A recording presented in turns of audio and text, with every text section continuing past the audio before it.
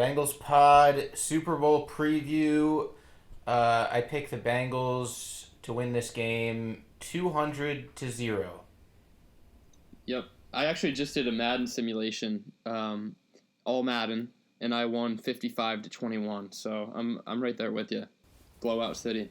Nice. Hoo day, baby. Oh my gosh, I love that. Yeah, we have so much confidence going into this game. I definitely predicted dub as well. It's gonna be a grinder though. It's gonna come down to the end for me. Yeah. It's gonna be tough. I don't know if it's actually going to be a blowout, but the fact that we're such dogs in this game, 4.5-point underdogs, is crazy to me. I didn't see that coming into it. It doesn't make any sense, dude. I mean, it's literally, if Joe Burrow gets the ball last, it's a one-score game. That line doesn't make any sense. I mean, he's 6-0 against +1, +3. So I don't understand it. Yeah. Yeah, but I don't know. I just completely lost my train of thought. I don't know what I was gonna say. Oh yeah, I feel like maybe just to play devil's advocate. I mean, the Rams. Would you say that the Rams have a better roster? Are you willing to admit that or no? No. I think you could make that, or most people can make that argument. I think the Rams probably do have a better roster on paper. I think the Bengals probably play better as a cohesive team, and the Bengals have Joe Burrow, who I think is probably significantly better than Matt Stafford, that people aren't really taking into account. I think that's the X factor, is the Bengals have that quarterback. I think when advantage. you say better roster, it starts and ends with quarterback position, and if it's funny to me if you're going to make the argument that Matthew Stafford is the better quarterback. I mean, maybe it's like the same, and then it comes down to like the defensive matchups against, our defense against Stafford, Burrow against their defense, and then you're like, oh, they have superstars on their defense. But really, I think our defense is well rounded and deep, and we have like a dime package with like Trey Flowers and Von Bell coming in and really figuring out Mahomes. I don't think, and like shutting down, making Tannehill look like an idiot, and like, getting the game-winning interception on Carr, making, getting that coach a new job on a new team. This defense doesn't get enough credit for having superstars and being really deep. So I don't think Stafford is the best quarterback they faced. So I expect them to get turnovers to let Joe Burrow just put them in position for McPherson to win this game, to win these games. But then at the same time, it's like, okay, McVay is also a great play caller. You can see him, not getting stuffed. He likes to run the ball and do play action, and that would play into us. But I could see just like both teams throwing the ball a lot, it being one of those games, and it being like a really high scoring game. Not 200, but. Well, I was going to say, I think the under is a pretty good bet, just because the way that the Bengals offense has been struggling to, like, capitalize on drives and, like, settling for field goals, and the way the defense has been playing really well. Like, I thought the over was a sure bet against the Chiefs, and I think I thought the over was a sure bet, like, every game this playoffs, but the defense has, like, come up big, and the offense has been maybe a little bit underwhelming as far as what it could be. I was thinking, I think it was 48.5 last time I saw. I kind of think it might be a little lower scoring game, maybe an under. The last time it was this low, it was the Eagles against the Patriots the last time they played. Really? And that was like the crazy shootout, quarterbacks throwing 50 times, or whatever it was. Like, can't you just see Zach Taylor just being like abandoning kind of the run game and just letting Joe Burrow just kind of do his thing, just kind of like going empty, eliminating the Rams' ability to pressure, so we can just get it out quick and just read the defense. They have to, but that's the thing. They have to be able to run the ball if they want Joe Burrow to have any kind of time, because they have to mix up the looks on what the Rams to kind of neutralize the Rams' defensive line a little bit. If they drop back to pass every time, they're gonna kill Joe Burrow. Yeah, no, that's definitely true. That's what Ray Lewis said. Actually, is that's how you have to beat him. That's how you beat Aaron Donald. Is you have to attack him in the run game. You have to make him do something that he doesn't want to do. He wants to be able to just tee off on Joe Burrow and get strip sacks and just put his offensive position. That's how he plays, and that's why he's going to be in the Hall of Fame. It'd be cool if we could finally see Joe Mixon have like an 80-yard run. You know, like this is the game that we see that. Yeah. That would be sick. Super Bowl, biggest stage. I'm going to try to manifest that. Yeah, I mean, they're going to get the lead at some point in this game, and they're going to have to be able to run the ball. They're going to have to be able to execute. And they have all playoffs. They've had key runs. They haven't had, like, huge stat runs running games, but... Yeah, I don't think they're going to abandon the run unless, like, they have to in, like, a shootout at the end of the game. I think that, you know, like, what was it, the Titans game where they were pretty committed to the run? Where it was, like, it was kind of frustrating in the first half. They would run it on first down every play. I feel like we'll see something like that where they're going to be consistent about it, kind of stay true to it. Yeah, that was frustrating, but at the same time, Joe It worked. Burrow was very successful on second downs after those runs. It ended up working. Like, it set up the play action. Like, it was frustrating because it just didn't work at first, but that's why you do it. I mean, ultimately, that's how we beat the Chiefs, too. I mean, Mixon had a really sneaky good game where he really came on towards the end, especially, but just he'd break away for big runs. Sometimes they wouldn't work, but keep the defense honest, and then they set up play action, which gave them big plays later on. So, I mean, you have to imagine that's how they're going to try to beat the Rams this time.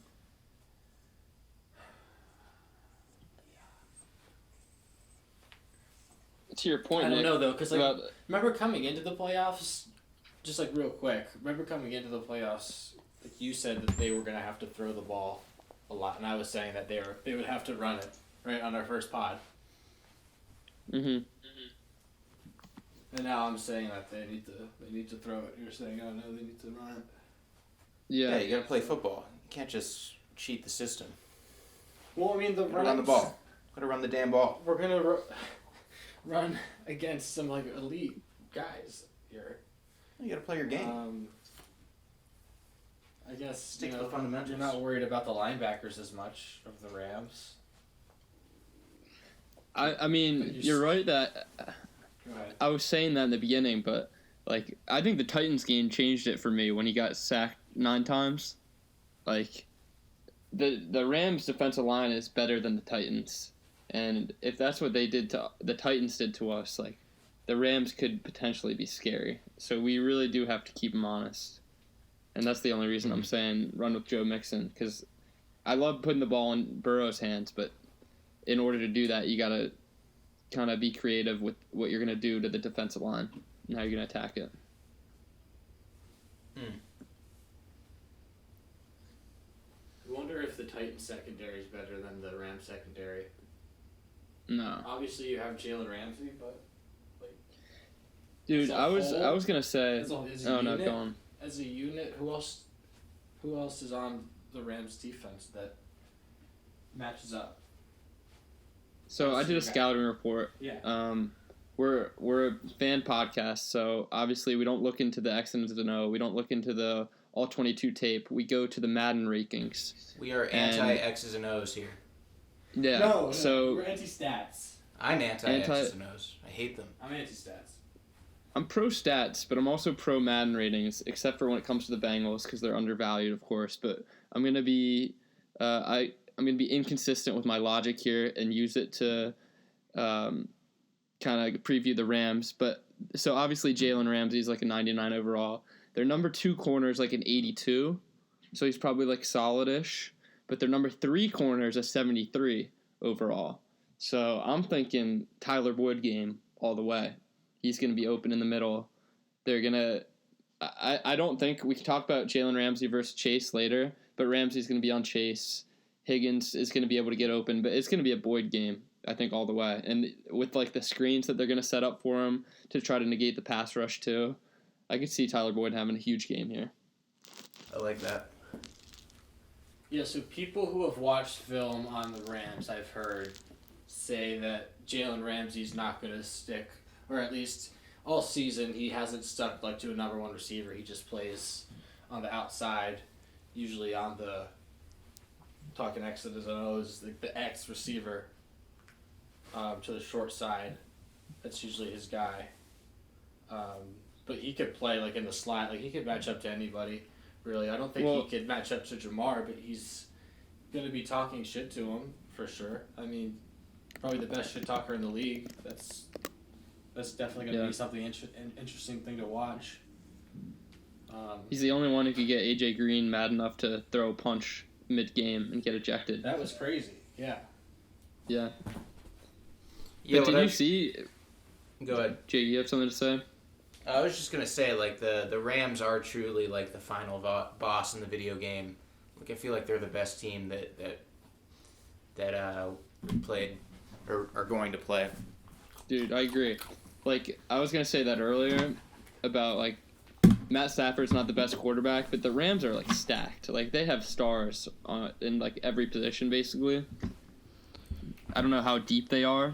That'll be really the test. Maybe we're a deeper team, and maybe that's our advantage. But on paper, they do have, I think, the better team. But like, on paper, that doesn't show you who the better team is. Like, I feel like the vibes in our locker room is better. You know, the camaraderie, the story is better, and I think those are intangibles. That's what we've got going for us. I agree. It's about, I have in my notes, the Rams may be better on paper, but Bengals have the cohesive unit.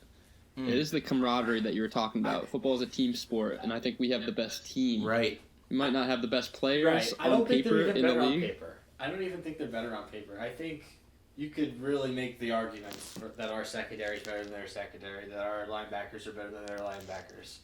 And, you know, they have their defensive line, we have our defensive line. That you can make the argument that's kind of a wash, honestly. No. With the way Nick. that B.J. Hill and Nick. Trey Hendrickson and DJ Reader and Sam Hubbard are playing right now, that is probably the best front four in football. No. Nick, With getting Come red on. zone stops, stopping Mahomes is the ultimate measure of a great defense. And they just stopped Mahomes twice. They did the same thing twice and showed us that they can get turnovers. I mean, going back again the week before that, what they did to Tannehill. Starting the game with an interception. Ending the first half with an interception. And then ending the game with an interception. They've done that every single time. It's just crazy. if we we're on first take right now, I would walk off the set. I'd pull a Stephen A. But I agree. I mean, I love the Bengals defense. I don't want to disrespect them. It's not like that we won against Mahomes because we got a bunch of pressure. I mean, the sacks that we got were coverage sacks because the secondary was awesome. Like, we rushed 3 every time. We didn't get much pressure except for when Sam Hubbard would come off a spy. Yeah, I'm going back to what I said last week. I think this is the start of a dynasty. I think you look at some parallels. We're going to talk. Here's the point I wanted to talk about is, you know, you have the pupil against the master. Sean McVay is the master, and his little offshoot coming from his coaching tree, Zach Taylor, you know, comes to the Bengals, has 2 losing seasons, and then is a Cinderella team in the Super Bowl. That's the story right now. Has that ever happened in NFL history? Has a coach ever left somebody and... Oh, wait. Bill Walsh worked for Paul Brown, went to the 49ers from that Bengals coaching tree where the Midwest or West Coast offense was first started. Bill Walsh goes to San Francisco, has 2 losing seasons. First season, they win like 3 games or something. The worst team in football. Second year, they win like 6 games that are a little better. And then they go to the Super Bowl. Like, that's Joe Montana's 3rd year. That's Joe Cool. Now, Zach Taylor, the pupil, just like Bill Walsh, has his Joe Cool. And I like that, yeah. I just think that it's something that nobody's talking about. But, and maybe Zach Taylor shouldn't be compared to Bill Walsh, and that's me just being really excited for the Super Bowl. Could be a little premature, but I do like it. But yeah, you have Joe Montana, you have Joe Burrow, you have Jamar Chase, Jerry Rice. Could run this decade, really, with that combination alone, and then you add in the other two receivers and running back, and we just talked about the defense being able to stack up, and you can make the argument with them with anybody in the league. So that's why we're going with the Bengals. Yeah, I hate the dynasty talk. I don't know. I hate the jinxes before the big games. Yeah, there you go. Just knock on some wood. We'll be okay. Hopefully. Well, I think it'd be fitting. You know, we've talked about, though the media's had they've kind of preordained McVay already as like a dynasty. Kind of like when he went to his first Super Bowl, like, oh, who's going to challenge him in the NFC? The NFC's terrible. Just going to be Aaron Rodgers and McVay? And then it was like Mahomes. It was going to be Mahomes and Josh Allen. Like, why aren't people realizing that there's greatness here too? Did Goff kind of fall off since Zach Taylor left the Rams? I mean, You could say that. I like that parallel. You could say it. We don't know what would happen if Goff was still here, but if Goff was still there. But I don't think that he would be playing at this level that Matthew Stafford has reached. I think Matthew Stafford's playing at a... I'm just going to think that because I don't know. I haven't been following the Rams, but I'm just going to think that ever since Zach Taylor left, they've been in shambles, and they had to, this year just, pull out everything. Just pull out all the big guns. We got to get Stafford, we got to get OBJ. They're just pushing the panic button. No, you make a great point. I mean, the way I see it the same way. Zach Taylor's there. They're in the Super Bowl. Jared Goff's a young, promising quarterback.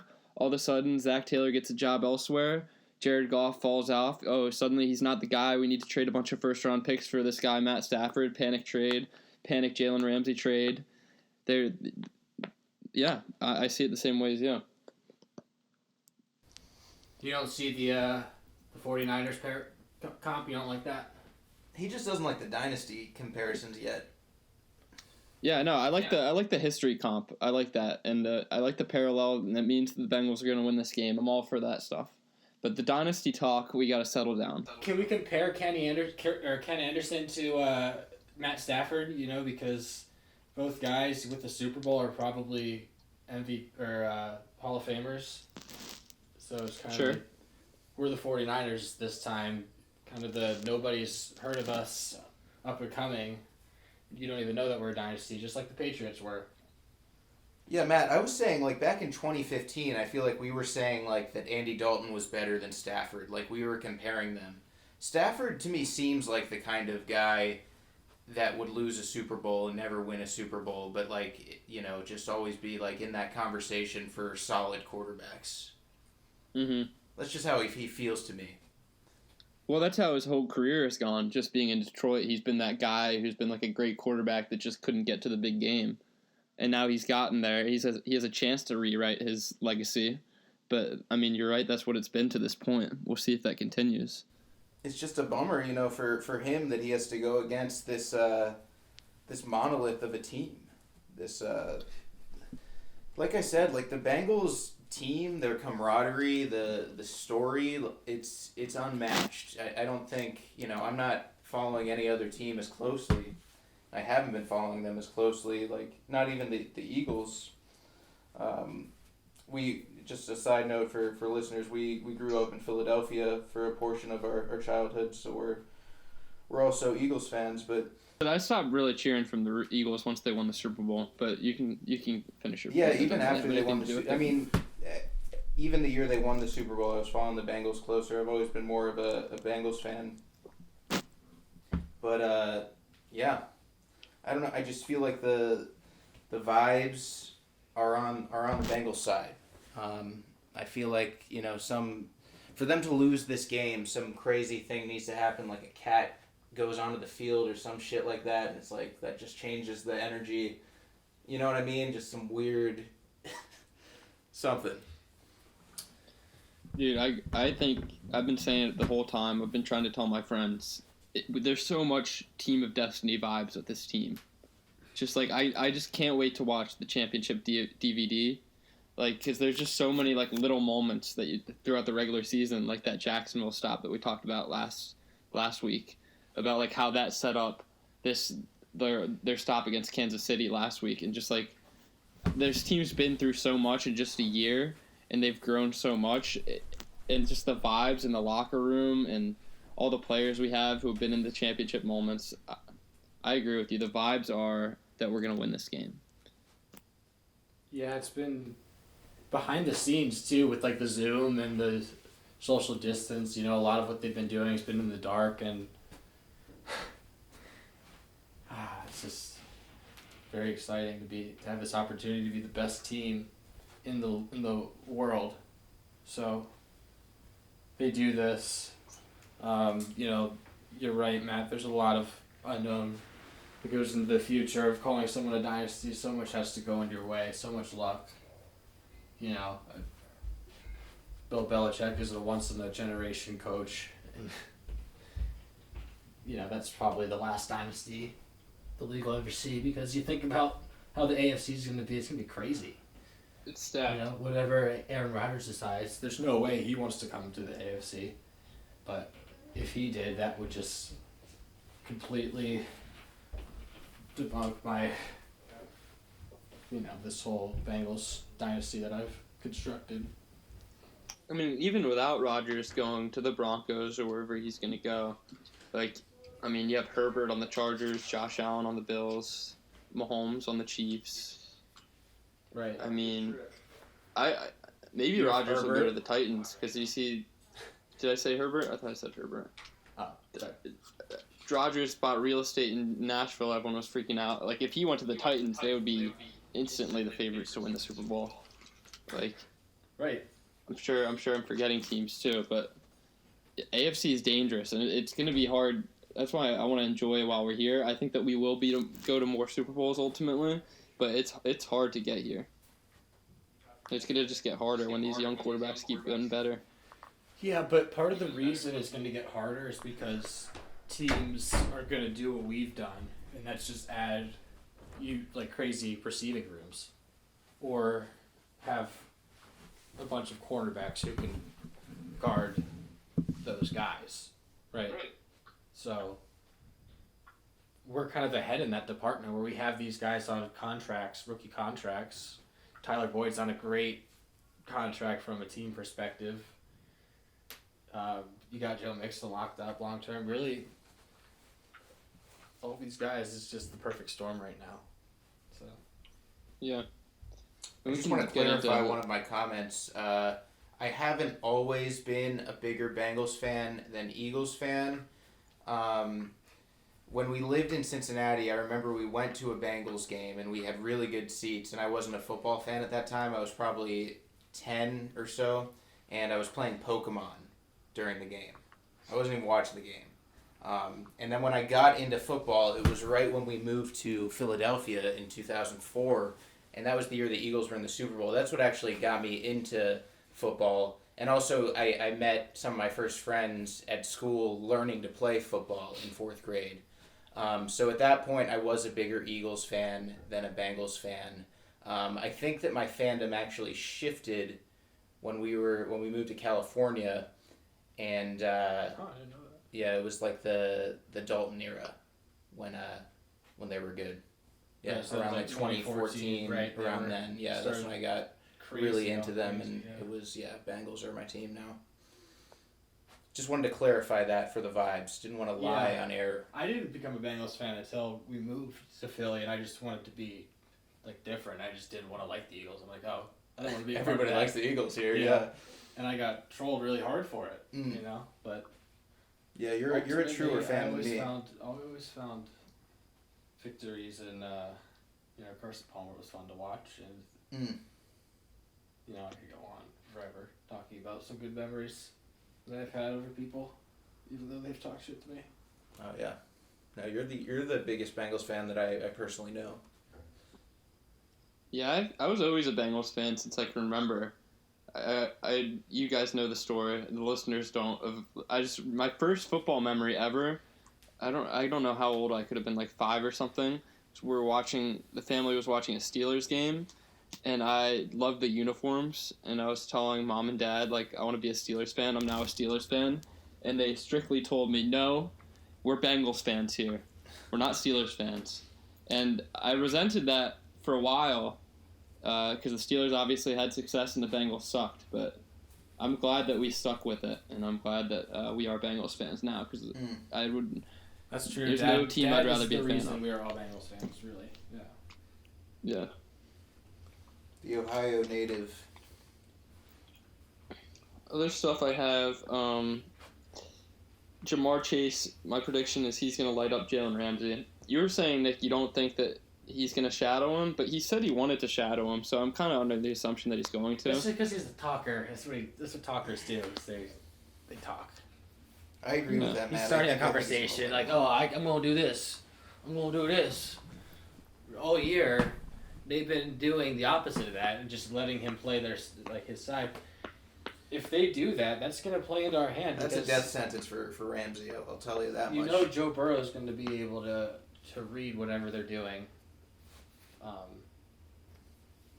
So, not worried about it. Yeah, but anyway, I think you have to do. I'm not worried. What you have to do is you have to do it early. Whoever he's on, I want to see shots to Higgins, shots to everybody early. That'd be sweet if they just shut him up early. Well, my prediction anyway was that he's going to show Jamar, but it's not going to matter because he's never faced anyone like Jamar, and Jamar's going to light him up for at least 100 yards and a touchdown. I don't think it's going to matter. I think he's going to shut him up early. He's not going to have any more of that trash talk by the end of the game. Yeah, but he does practice against Cooper Kupp every day. He's... I think Jamar's better than Cooper Kupp, but Cooper Kupp kind of like a little Jamar. He's not as fast. I don't really think their games are similar at all. Yeah, he's not as fast, but he's big. He's like a running back. He's tough to bring down. And probably makes the first guy miss most times during this game. So it's gonna be. Yeah, but I guess my whole point is there's no receiver that's like Jamar Chase in the whole NFL. Nobody really compares to how he moves. What are you saying, Jake? I said Jamar's potentially the GOAT. I mean, knock on wood again. But, he's that once-in-a-generation kind of guy. I guess Cooper Kupp is like that, too, to be a white dude doing this. But, there's levels to this. He caught 140 passes this year. Right. That is crazy. Well, did you see Clyde Edwards-Helaire? They came out with the mic'd up about what he said to Jamar. He said, you're going to be the greatest to ever do it. Yeah, right. Yeah, that's nice. Right, that's what I was going off of. Mm-hmm. That guy's opinion, that guy that I don't know. But when he said it with such conviction... Yeah, well, he knows Jamar as well as anyone. They played college together, so. I mean, yeah. But anyway, that was one of my predictions. What else do I have? I got Sean McVay. You guys see he lost his voice. So I guess he was screaming too much at practice is the story, but he says he feels fine, and he kept saying he feels fine. I think the NFL might want to come in there and COVID test him before the game because. We're in a pandemic, and obviously we want to be really careful here. We don't need that. We want to face their best. That's kind of what Jake was saying. It's like, this is going to be true who's the best team in the league. I'm just concerned for their safety. I don't want anyone to get hurt or have any kind of symptoms or anything, so I just want Roger Goodell to do the right thing here. Also, we stand with Joe Rogan as podcasters. Okay. Putting that out there. Yeah, Joe, free Joe. Podcasters have to stay together, Oh, yeah. Us and Joe are like... We're pretty much the same. We're pretty much doing the same thing. I feel like we're going to have some anti-COVID doctor on next week. Do you guys want to give a nickname to the defense? Or, because I feel like this defense is kind of like the Legion of Boom, but nobody has a nickname for it. It's just... they're called unsung hero Cinderella defense, which is kind of it's no. You have anything off the top? Suicide Squad. Okay. No. See, I don't have anything. No. Yeah, I don't have anything right now either. If I could have maybe come up with something if I had more time. They're villains to the quarterback, Logan Wilson's the Green Goblin. That's maybe what I was thinking. Sure, we should run with that. Wilson. Just all making plays. Every good defense does need a name, like the Legion of Boom. Right. You need something. Although it might be a little too late for Do that. you though? I But- mean, I feel like the Patriots, like they've always had good defenses. They never had a name. I feel like only overhyped defenses, like Legion of Boom, they lost a bunch of Super Bowls. Yeah, Or at least, I guess at least you're, that you're one with the probably right. Patriots. There's just something catchy about a name. Yeah. I don't know. Joe Burrow's got like 5 nicknames, so I think we're good on the nicknames. Yeah, he for covers this it for game. the whole team. That's Yeah. true. Good point. And my last note was Nick Wright, the Fox analyst. He picked the Rams to win this game, and he is 0-3 on Bengals playoff games predicted. He's picked against the Bengals every game. So if you needed any more confidence that we were a lock, there you go. Yeah, that's a really good sign. Great sign. All right, you guys got anything else? That's all from me. I think that's it. All right, yeah, solid pod. Hoo day, baby. We're in the Super Hoo day. Bowl.